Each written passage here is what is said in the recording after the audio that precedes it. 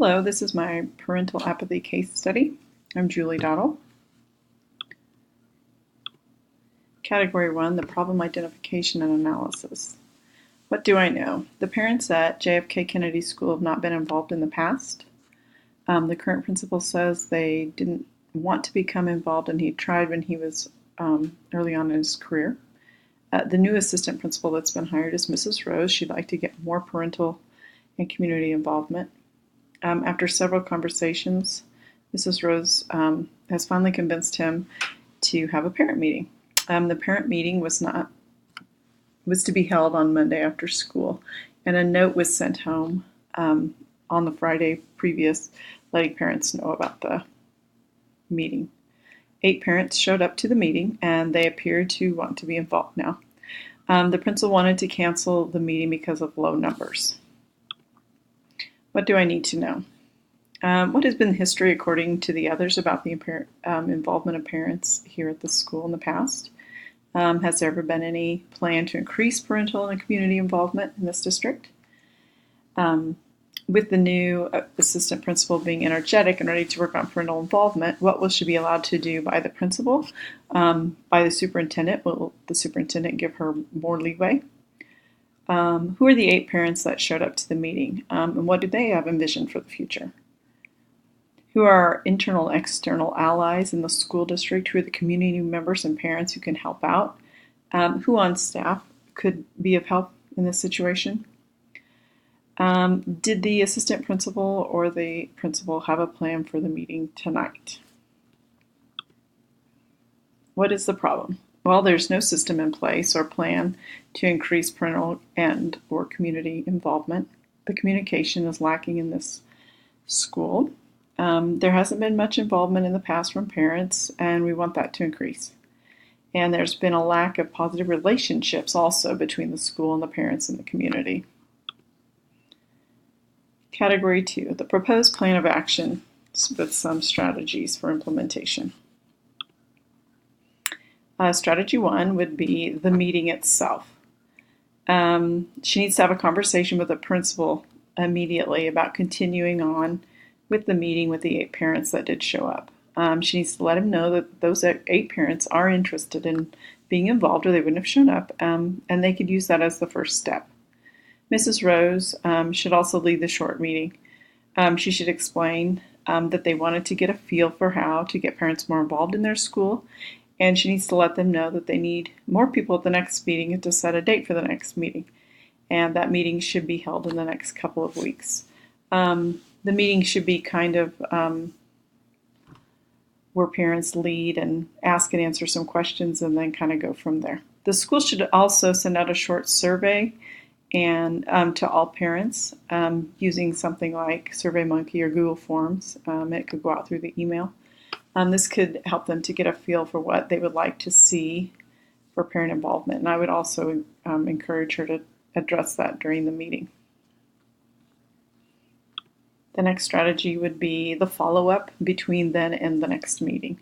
Before the next meeting, Mrs. Rose needs to keep in contact with and build relationships with those who attended the meeting.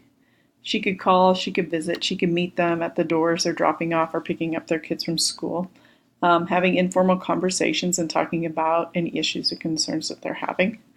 She also needs to figure out who the other parents and community members are that are the movers and shakers that she needs to get help from, and build those relationships before that next meeting and get them to come to the next meeting.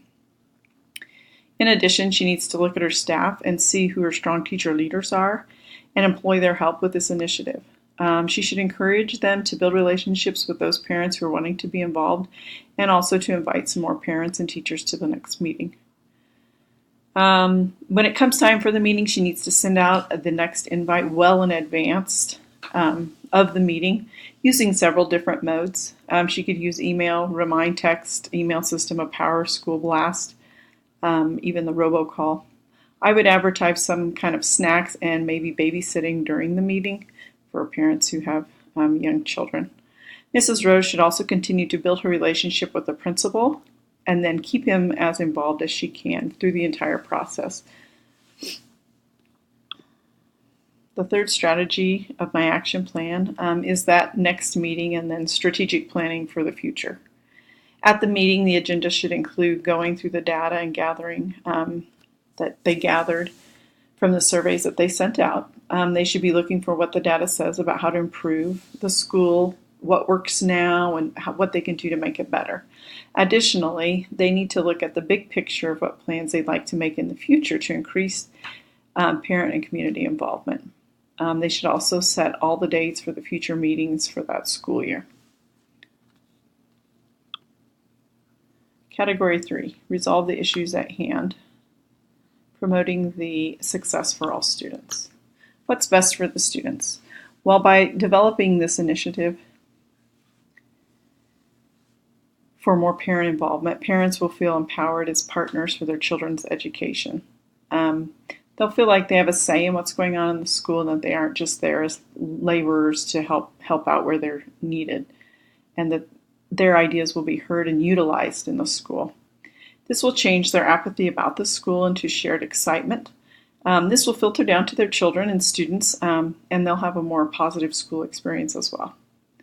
The group could also be used to do fundraisers for educational opportunities with their students. The opportunities, many of them maybe not get otherwise. And traditionally, this is kind of what a PTO and PTA have done, but it's just an additional resource. By creating the PTA or PTO group, the relationship between the school and community will be stronger and more positive. This will be an example for students about collaboration. These positive relationships will be great models for students. The collaboration of the diverse group will give the school the opportunity to entertain ideas for improvement that they might not have known about. Since there were 8 people there, 8 heads are better than 1. So all of my ideas are not the greatest ideas, but if I can get a group of people talking about some things, we can maybe get some better ideas going. Category 4, debrief the problem on what you were thinking, feeling, and valuing, and identify issues that are unresolved and open to further investigation. Oops. Mrs. Rose is going to have to be very careful about how she approaches the initiative with the staff and the principal, and not just with the parents. She doesn't want to make the principal feel like she's stepping on his toes and that his ideas about community involvement are wrong or anything. She's going to want to kind of convince him of the great aspects of it. It became apparent to me that the current principal did not have a good grasp on how to initiate more parent involvement, and he needed to build the capacity to do so. And I think Mrs. Rose is just the answer to do that. I think he did one attempt and it failed, and then he just gave up after that. And so maybe Mrs. Rose's energy and ideas and getting the parents together will kind of snowball into an excitement that he might catch as well. The parents, even though many have been apathetic in the past, were willing to come to this meeting without much notice or an idea about what it was even about. So, gave them 2 days and 8 people showed up. I'd say that's a win in my book. They're invested in their kids' education and the school, and they want the school to be a great experience for their children. Some unresolved issues or things we need to investigate a little bit further. Mrs. Rhodes needs to be sure that the initiative is sustained as a program at their school. She can't just let it drop and not continue it on. She needs to figure out also what was not working before and why parents were apathetic to the school. They will not be supportive of the school if these issues are not laid to rest. So she needs to figure out what was going on and continue to keep them involved. She'll also need to be sure that she works very hard to continue to build her relationship with the principal, as I said before, so that he doesn't feel pushed out of the process. He was very reluctant to let her do more with the parent involvement to begin with, so she doesn't want to make that worse. Category 5, the reflection on Standard 4. How did I, as the building level administrator, collaborate with families and community members? First, I set up that initial meeting. I was collaborating with families and also during all the subsequent meetings that we'd be having. And also building those relationships whenever we saw them at school. Next, I scheduled meetings for the remainder of the year. With that, a clear vision of what we collaboratively decided were the top priorities for the agendas as we had gathered those from the parent surveys. So from those surveys, we decided what we were going to do on the agendas. It's not really set yet, but she can have some ideas of things she'd like to add and kind of keep those, adding those in as she goes along. Also, by keeping the principal in the loop about all the steps in the process and building that relationship with him, she would be working collaboratively. How did I, as the building level administrator, respond to the diverse needs and interests of the community? The interest survey that we sent out to all the parents before the second meeting, those surveys were designed to gather information about the interests, needs, and ideas of the parents in the community, and additionally maybe send one out to the entire community later on. Using different modes of communication to get information to parents was meeting their diverse needs. Not every kid is going to make it home with a note in the bag on a Friday evening and the meetings on Monday. You need to be reminded several times of meetings coming up and what's on the agenda. Additionally, providing childcare during that parent meeting would be responding to families who have kids that are young.